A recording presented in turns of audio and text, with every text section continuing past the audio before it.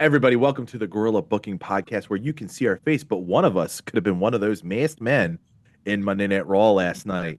But you know what? Let's get right into it real fast because I think while Seth coming back is probably the best road to WrestleMania moments right now, a lot of people are actually disagreeing with it. So I want to hear what you guys have to say. I'm here with my co-host from everything on Look, It's a Podcast Server Network, Server Error 405, and the man who knows all the stacks, fats, and everything else about NXT DJ. But let's get right into it, guys. Let's talk about it. What do you think this is going to lead to? Because obviously the segment was big with all those guys coming out looking like a big old shell game. I think the biggest fumble in the bag was giving fucking what's his face the microphone and saying he's got a bullet with Seth's name on it. It was awful. It was absolutely awful. Uh, Austin Theory. I don't even like the guy, so that's why I don't even remember his name. I think he's. I never thought he was a good wrestler. I never thought he was good on the mic. I know he's there to get helped out by Paul Heyman, but it's. I feel like the science experiment's just dead in the water. But what would you do? Let's start with DJ. What would you do with this whole shell game thing that Seth is doing?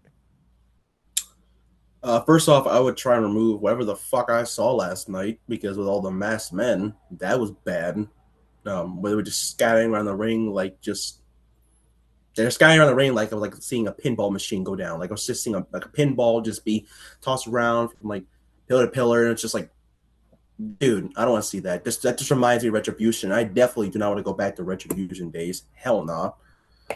But somewhere Dijak screaming and punching air. yeah, but honestly, if this is the side that set the showing, I mean, I'm more into like Seth Rollins being like a crash out more than just being an absolute goofball, especially for the last few years it's happened so far.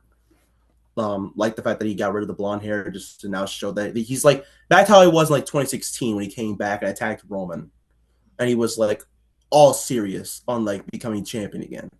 If this is the side that's going to carry Seth into the future and make himself become a more serious contender than he's been ever, then I'm all in for it. I just don't like that they're still continuing this whole masked men thing. Yeah. And what do you think, Server?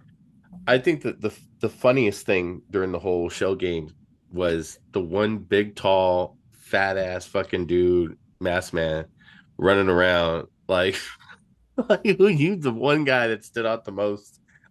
Like I know that ain't Seth. So just look at everybody else, you know. I thought it was just silly. Like obviously he the character's doing that to like you can't find me, I'm gonna escape, but which one am I? But it's just like we talked about this off air. Like, how does Seth fucking get all these people? Like the times where he needed help with the vision, he couldn't have hired these people to just work with the vision to just destroy WWE. Like if you have access to fucking 15 people, wouldn't you use them when you were leading the vision to say, here's the vision plus these 15 guys that will do anything we want them to do? Like it just, I don't know. I just think He's like Shredder in the Foot Soldiers. yeah, exactly. Just random stormtroopers just fucking showing up. So But I mean, I think it's going to lead to Seth and Logan at Mania. I think that's, I kind of think that Theory and Logan, there's talk with them winning the tag titles and stuff. That could still happen, but I feel like Seth would have to have like a big match with Logan at Mania because Theory and Seth, I don't know. I think it would be a good match, but I don't know. all right. So I have two things. One, I do like Seth's mind games. I always liked when Seth was more the mind games guy. He was always good at it. So this is just kind of like a Timu poor man's version of what he used to do, which kind of like is souring because I know it's just like budget version what Seth could be capable of. But what I would have done in the middle of that segment, I would have had another segment. One of the masked men should have been Danhausen, and he would have turned around and ripped the mask off, and it would have been Danhausen, and then Danhausen curses Austin Theory right in the middle of the ring. That would have sold gangbusters. Now, don't get me wrong, Danhausen had a segment on Raw, and it was absolutely hysterical. But they don't want to overdo it though with the curse. Like one curse an episode should be fine. Well, that's what I would have done. I would have swapped it. I would have swapped what happened, which was still funny because you saw the run down the run down the ring, which was great. Like that fucking sold me. Right. I mean, I've always been a Danhausen fan. The guy was a great indie wrestler. Like even when his character was more serious and less of the comedic bit, he's still a great indie wrestler. So I'm all for him Yeah. actually getting this actual absolute spotlight to give someone like him an actual chance, which actually gives a lot of open space for indie wrestlers who do gimmicky stuff to Yeah. actually come up and actually have a chance in this world. And that's a part of But indie wrestling. You know what I mean? Like there's these gimmicky guys. I mean, Orange Cassidy is a gimmicky fucking wrestler, like just kicking slow and all that shit. And then he can actually wrestle. Like he's one of the big stars in AEW, you know? that's not even his real job though. That's the scary part. His real job makes him more money. But I mean, the thing with Danhausen, like people shit on not just his debut, but like, oh, he went to WWE. Every wrestler in wrestling history would want to go to WWE. That's always been when they're a little kid, they watch WWE. Before WCW was really doing anything, before AEW even existed, all wrestlers want to go to WWE. They want to be in WrestleMania. They've done that. Like from their little kid, they watch the shit when they're a little kid. So if you have a guy who's just this indie fucking, superstar like Danhausen, and he made it to WWE, getting a check for, you know what I mean? Like just one segment, people are gonna say, "Oh, he's just like R-Truth. Who cares?" We're looking at you, Matt Cardona. Right. And I told you what was gonna happen with him, and you guys are like, "No, they're gonna do." I've been telling you. Listen. I had wishful thinkings and delusions of grandeur that they'd actually give Matt Cardona his rightful, roses, and that's a fucking lie. You know how they save it? You know how they could save it? Guess who goes up to him and wants to kind of have like a team up? A female. Him and Chelsea. Natty. Bring that fucking badass out of Matt Cardona.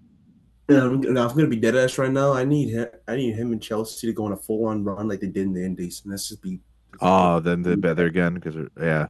If she wasn't doing, I mean, you could get a Cardona thing, Chelsea Green with an AJ Lee CM Punk match. I would be okay with it.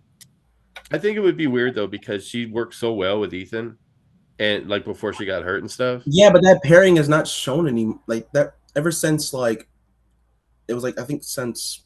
Well, I know it's Chelsea currently is injured right now, so like obviously she mostly not doing much. But like even without the injury, they haven't really done much since the injury has kind of kept her off for a while. And Ethan Page right now currently is kind of in a partnership with Ricky Saint on NXT. Yeah, so they're leaning more towards that more than that. Plus, Ethan Page is mostly gonna get called up after Stand Deliver anyways. So, yeah, he's ready. He's been ready. They're just kind of He should have never went to NXT, in my opinion. No, I think it doesn't hurt. No, I think it doesn't hurt, but I don't think he should have never went. No, I think him going to NXT was the right call. I don't think that he was. I think while yes, he definitely is a big name.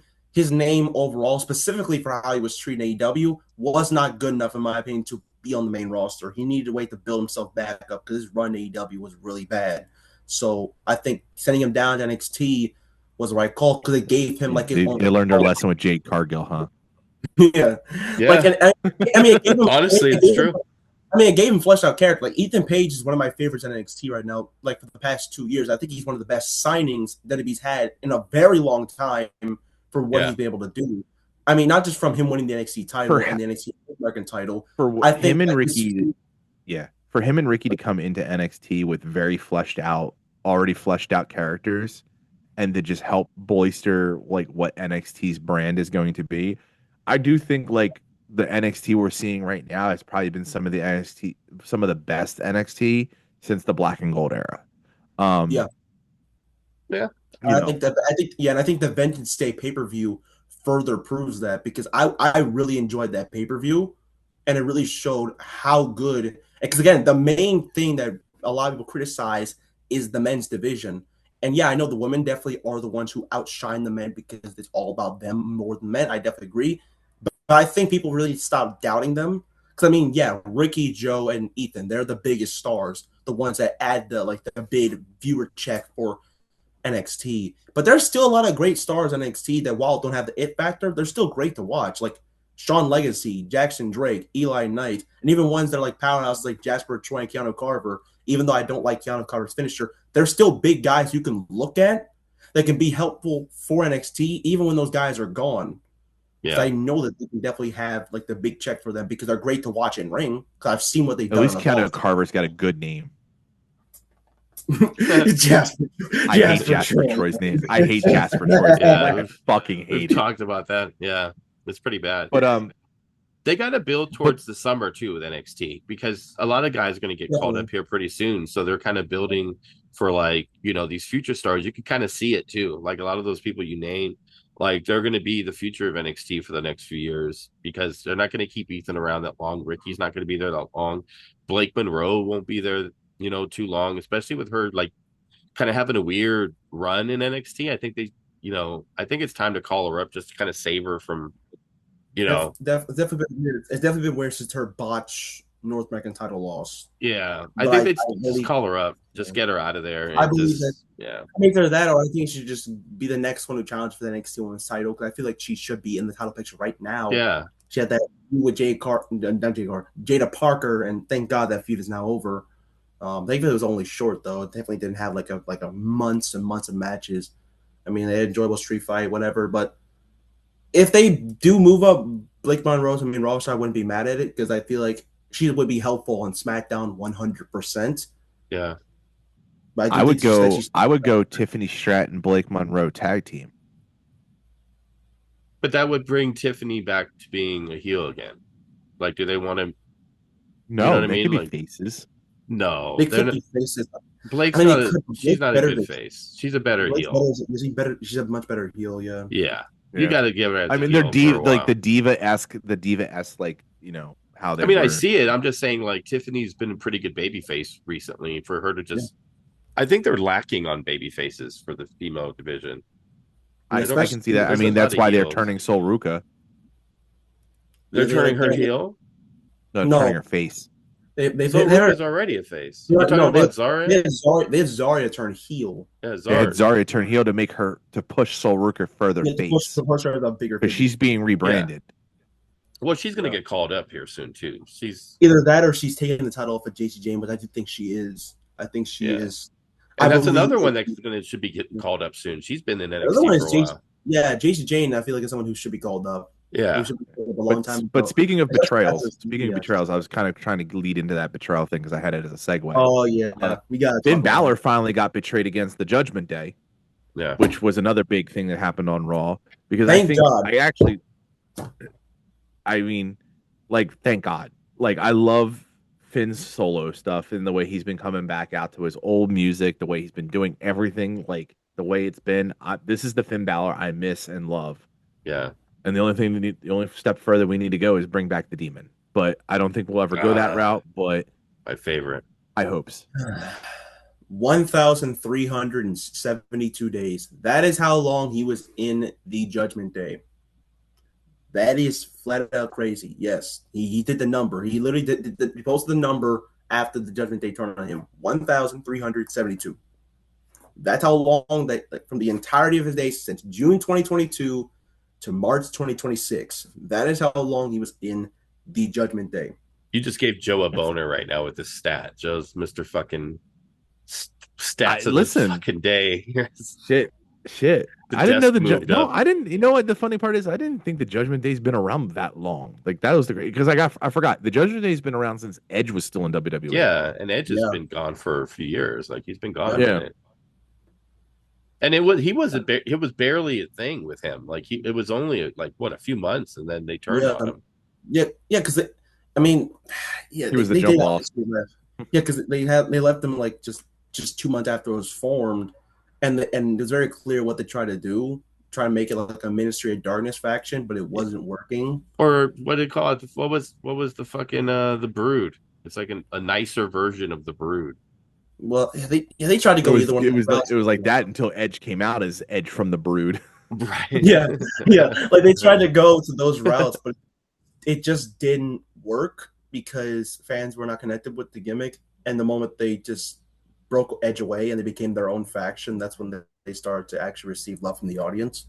So Should they just get rid of Judgment Day? Like maybe just Dominic just runs it and just renames it into something else, or they I just mean, keep they it? could, but they could, but if you really look at it just from the Judgment Day landlord, like the Judgment Day, while a lot of people may say it's been around for way too long now, if you look at what they've done the past 4 years and what they've done to certain wrestlers like Damian Priest, Rhea Ripley, Dominic Mysterio, Liv Morgan, even Raquel right now, like look at the push she's getting right now, like and even Roxanne before her injury, like the Judgment Day has really helped like uplift some of these stars to mega stardom. A guy like Damian Priest, a lot of people who completely doubted would ever be world champion at WrestleMania 40 cashed in to become world champion. Rhea Ripley is like the biggest star in the women's division because of Judgment Day. Dominic Mysterio was like the biggest heel for years until like now he's like cheered and rooted for because of the Judgment Day. And Liv Morgan got an opportunity to like become a major star and now get the chance to be one of the biggest stars heading into a world championship match at WrestleMania because of the Judgment Day. Yeah, I know some people may be upset like how long it's existed, but if you really look at it, the Judgment Day, it's still good for business regardless. but look at it like this. They kicked out the guy who was the last lone member. Like everybody there, Dom, JD, Liv, Raquel, they all were brought in, when Finn was, the leader essentially once everyone's gone. Yeah. So maybe, they just say that Judgment Day itself, the name dies with him because that's his family. They don't want to be a part of his family because he says Judgment Day is family. So they just rename themselves whatever because they were never original Judgment Day. They just get rid of the name and it just dies with Finn. But they still are together. They're still a group, just renamed. I wouldn't hate not that either. fucking hate that. That does make a lot of sense. I wouldn't hate that.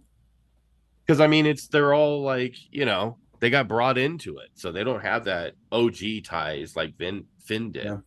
We're family, whatever. Well, we don't want to be a part of your family. Well, technically, the only member that like still is in the group that has like the OG ties, but not entirely like OG is Dom because of like the four of them together. But he got brought in though. Like he got brought in, but the thing is, Finn Balor brought himself into the group. True, but he was the last, like at bare minimum, he was at least around during most of the time. You know what I mean? And brought in JD, and he was like the leader of it. So now it's like we're getting rid of you. We don't want to be a part of your family. So I don't know. Probably would never happen. They'll keep the name. They don't. They probably still sell a lot of merch, maybe. But I mean, technically, Rhea Ripley still comes out to her Judgment Day entrance, even though it's her song. But like, if you watch the entrance, her and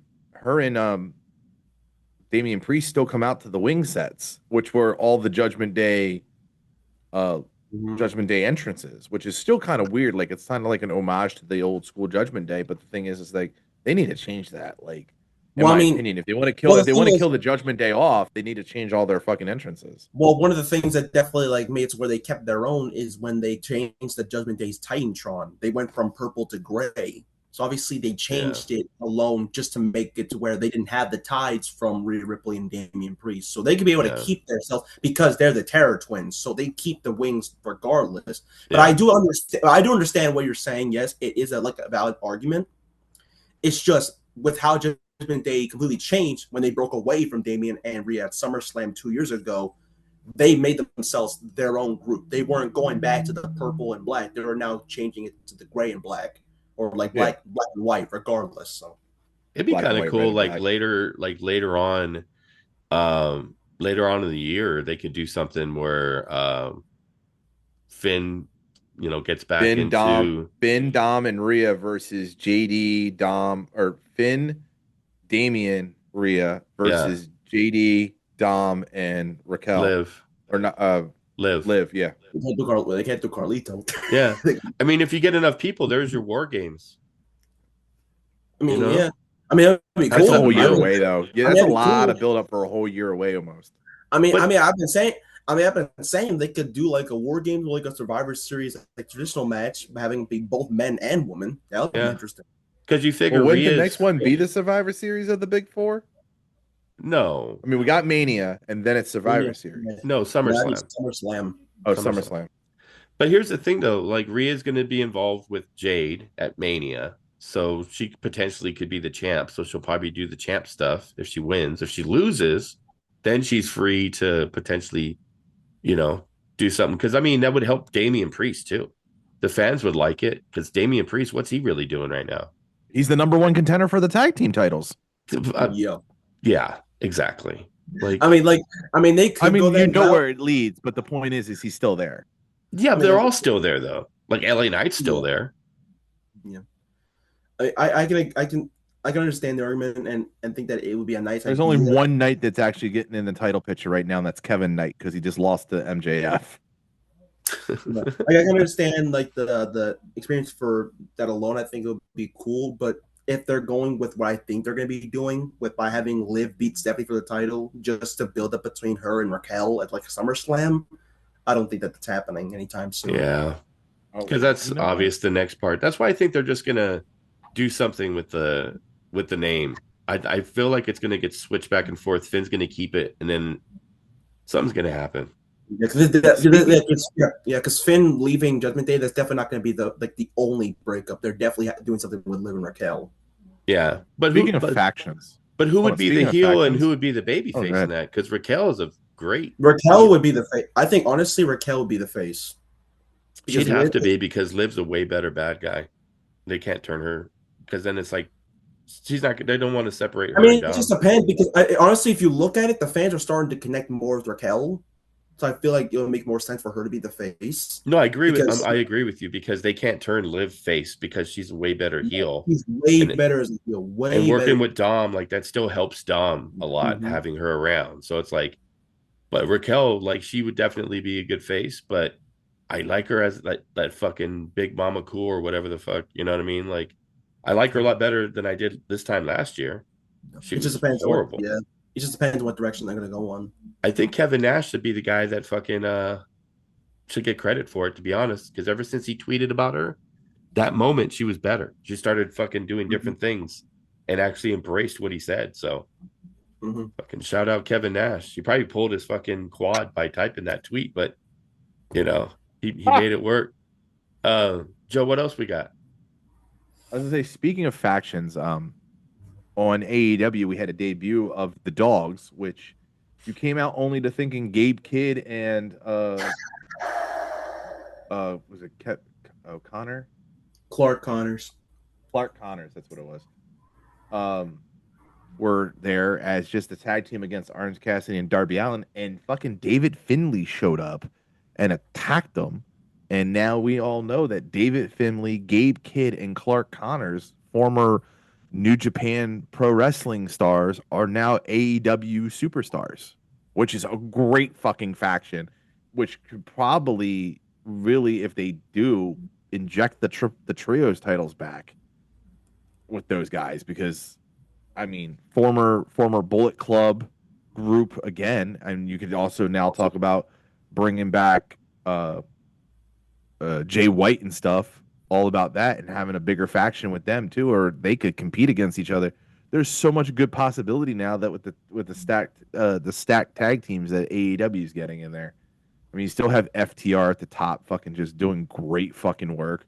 They brought in fucking the Rascals, which they're doing fucking great work. So I mean, everything that's going down right now in the tag team division of AEW has been fucking great. I mean, you just had Death Riders versus the Don Callis family, which is even crazier because you just had Takeshita fucking pin Claudio Castagnoli just on the past week's Collision. Yawn. That match puts me to sleep. Listen, I hate the Don Callis family. I'm done with them. And wait, Mercedes Moné lost another title. This is the losing streak now. Like she's losing. I love this. Now. Yeah, this is the downfall now. Yeah. This was Baron Corbin's fucking gimmick back in the day. Switch. Baron Corbin actually just faced Zilla Fatu. He came out as his is it Derwent Dyer or something? What the fuck was his name? Bishop Dyer. Bishop Dyer, yeah. Which was, I think, was his original name. I don't know. I know that's what he's using on the indies. I think he was Baron Corbin the whole time, and WWE. Then what he probably did was he sold his namesakes out, and he can't use it again. I don't know So, what happened with the maybe it's probably on YouTube, I'm assuming, but MJF and Zilla. Did anyone see that match? Because I know they had a match. Zilla lost. Well, yeah, but I mean, was Yeah. it a good match? Is what I'm Oh, saying. it Like, was a great match. is it I on mean, Yeah. Zilla YouTube? fought too. Zilla, yeah, it's on YouTube. It was on Okay. Yeah. House of Glory. Zilla is Yeah. actually a really great wrestler, and I'm going to use the Fatu name as a jump off after that. But Zilla Fatu is actually a great wrestler. I just think he's a little rough around the edges. I think it's the same thing when you could look at it from like Jacob Fatu. It's Yeah. just He's they worse have to than learn how Jacob. He's worse than Jacob. on the mic. Oh yeah, No, I foul mean, mouth. no, I'm talking about in real life, like when it comes to stuff outside of wrestling, Oh, because like that's on the what holds him streets. Yeah, back. Zilla's thug. Zilla's He's a thug. well, so is Jacob. So I mean, but Jacob went to prison and all that stuff, but that was the resistance with him at first. So they take a chance on him. So with Zilla, I mean, he's in my opinion, he's still not ready for like a WWE or even AEW. I think he still needs like another year or so on the indies. But when he gets there, he's going to be that they're going to take a chance on him too because he's got a lot of Oh, they're gonna bring the Samoan outside Hit shit. Squad in. If they bring the Samoan Hit Squad, it's game over. I want that But so it's not bad. about. I'm saying like that real Oh, life no. shit that he's got going on, like fucking Oh yeah, yeah. they He's they got got to off. take a He's got chance on him. off stage. Yeah, We'll call it off that's the stage issue. drama that's fucking holding him back. Yeah. That's the issue. It has nothing to do with what he's capable of in the ring. He's really good, and he's fine on the mic. But like, they'll take a chance on him like Get they a did with handler for Jacob. him. Yeah, Get a handler for him.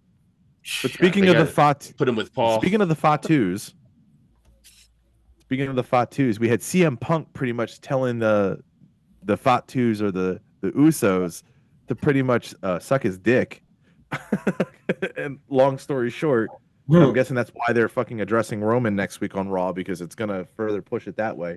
But CM Punk pretty much told the Usos to close out Raw, and we're jumping back to Raw, that the twins demanded apology for the comments of the family, and that um, Punk doubled down. Punk doubled down, which is scary shit. If this man keeps doubling down, who the fuck is he gonna get down to? Does it get down to Jacob? And then Jacob absolutely has to fucking do what Jacob does. Because the funny part is, I think Jacob's probably better on the mic than CM Punk, but it's gonna be I not wouldn't go that WWE far. friendly. Not WWE friendly though. WWE Yeah. friendly, CM Punk's good for it. But if you allow Jacob a microphone and to let him just go, hey, free reign it against CM Punk and how he's talked about your family, I think Jacob fucking annihilates him. Because he's believable, and that's the difference between him and a lot Yeah. of people. Because when he cuts a promo, you believe that he's going to do everything he's going to say he's doing. I mean, just Like- look at him. Just look Yeah. at him. He has the presentation of just whooping somebody's ass. It's like The Rock when he had his shit with Cody, and he's outside whipping the shit out of him, Mama Rhodes, and he's just doing all this shit. Fuck the camera, just like cursing. Like it's like, is this motherfucker really mad at Cody? Like the fuck? Like people Man. like that believable shit. So I think that he would be in a really good position if he had to just stand in there with Punk. But Punk on the mic, it's just, what are they going to say about him? You know what I mean? Like he could just run down the fucking 900 members of the family tree. He's gonna run down Jacob Fatu's charge list. There's a fucking exactly. There's so many things that he could say, Let's and talk then what are about they your going to say felony about record. him? Yeah, they're gonna. How many times are they gonna talk about the bags under his eyes? You know what I mean? Like they've used that a fucking million times. It's like what else are they gonna say? But I think honestly, this is like a great time for the Usos to just be a fucking heel tag team again, for just Jay to finally snap and just get him back on that shit again. That's a massive risk because of Jey Uso. Because Jey Uso's, I think Roman's the face. I get, like obviously the whole Yeet thing is extremely controversial, but it sells too much for me to just turn him heel. Yes, heel Jay is the best Jay. I agree. When he's crashing out, he's awesome. It's just the thing is, first off, you don't want to try and put him back to those dramatic days because honestly, him having all fun and all that, he makes it where it looks like he's free from the bloodline. I feel like taking him back from it and just making it where he's crashing again, while yes, it could be great for the adult fans, I don't know about the kids because the kids, they just love Jey Uso. And he's such a big draw because of how much merch and how much stuff he sells. Honestly, I think it's a bold risk. I think it's a risk that while it could do well, it could also fail at the same time. Well, they got Danhausen now. He could replace those merch sales, that Jay's got. He So is. Danhausen is replacing the merch sales. I think he's probably. They got Danhausen now, so they're a little bit more loose, But I don't know. They probably won't do it, but they don't even necessarily have to make them like a new bloodline. It's just he's sticking up for family. He's already, Roman's been trying to tell him all this shit. You know what I mean? Like they could just do their own thing and be bad guys. They don't have to just be with him, but they're sticking up for family and all this other stuff. So it's like they're the bad guys that make sense. It's not like it's New Day where they're just like in mourning, losing the tag titles, which is hilarious. But and then we got the Kofi and Javon fucking thing where it's like you remind me of young me. Dude, when I heard that, I instantly was thinking, bro, you're just giving JB more material. Danhausen's number one in the WWE shop sales, by the way. Yeah, that's why I said it. Yeah, like this is all JB be saying. JB be like, bro, Javon is the next Kofi Kingston. I'm like, bro, yeah, I get it. Yes, he's like fun and like he's great to watch, but it's like comparing someone who like what they made it look Jamaican, make it sound Jamaican, to a fucking young OG, a fucking guy who was basically a YN. I mean, yes, comparison-wise, there definitely are comparisons. But in terms of character work, they ain't the same. No. At all. Not even a little bit. Not even a little bit. He's got a big future. Joe, how do you want to end it? Listen. I just think we just, all say, go to www.shop.com, buy Danhausen merch so we don't get cursed. So that's next on the list. I mean, Seth Rollins dropped a new T-shirt too, by the way, but that's different. Yeah, it's not Danhausen. What is it? Just a black T-shirt? It comes with a mask. No, it's a mask sewed separately. Comes in with a built-in shiesty. Right. No, it's the Seth Rollins logo. Obviously, it's always been the Seth Rollins logo, but it's him standing in a big fireball. Okay. That's all I think WWE, if they're watching, they should take that idea and give us fucking percentage off the merch sales. The fucking shiesty shirt for Seth Rollins. That would be fucking perfect. The slip over. Yeah. Shirt. My son has a Teenage Mutant Ninja Turtles little light jacket, and it has the little hood and goes like the fucking mask right there. And look, I say that and fucking, he's got a turtle shirt on because we love the new Ninja Turtles over here. Ninja Turtles. Yeah, but yeah, we'll make that. That's shirt. Everything for Gorilla Bill King this week because I'm very interested to see where everything goes, especially with the Bloodline CM Punk feud. I'm interested to see what next that Danhausen throws T-shirts into the crowd and curses some random person again. But I'm really interested if he gets into his first fucking match. I think he needs to definitely get into a match and definitely highlight his wrestling stuff. And with NXT just getting ready to rock and roll, I don't think we're gonna get too many more call-ups soon because we've already had a good chunk of call-ups. But yeah, keep an eye on NXT because it really highlights the young talent they have. I've always been saying it, and there'll be people that be sleeping on NXT a lot. Like you really, really should be watching NXT. I get that, like. Yeah, it may feel different to some people, but that's why I love about NXT so much is that it's completely different to what you usually see. I'm watching NXT. I'm seeing Shiloh fucking Hill, a guy who I may not even like, but like seeing him remove tires from people's cars in the parking lot. When the fuck is Raw? When am I seeing shit like that on Raw, SmackDown, AEW, or TNA? When is that even possible? And when am I seeing someone putting people's cars up on blocks? No, like there are cars that have no tires because he removed all the tires from certain people's cars. DJ, I love you, but that's what's being called put up on blocks. Yeah. Well, yeah. I'm from LA. That's the day it ends with Y, dude. Okay. Well, again, 21. You learn something new in life. So, but like I said, listen. There you go. That's flat out crazy. Again, like. I'm watching Raw and SmackDown. They put on blocks like because they're pulling up the same shit every single week. But they're taking tires. They're taking tires. How does this happen? He wasn't even getting his car repaired. And they're just mostly going on wrestling. But NXT, He's Men not a just get away mechanic, with anything. Like what is this? He's doing oil changes next. right? Like what? He looks like an oiled. He looks like a fucking Hillbilly fucking mechanic anyway. Shiloh Hill. Yeah, That's funny. yeah. All right, He's a well- definite. He's a definite knockoff fucking Dean Ambrose. But that's all for Gorilla Booking. And just remember, if you don't watch Gorilla Booking or any show on the Look It's a Network, you Look, it's a are network. cursed. Look, it's a podcast network. I Get an almost oil had that change. correct. Get an oil change. Shout out Sure. Jiffy Lube.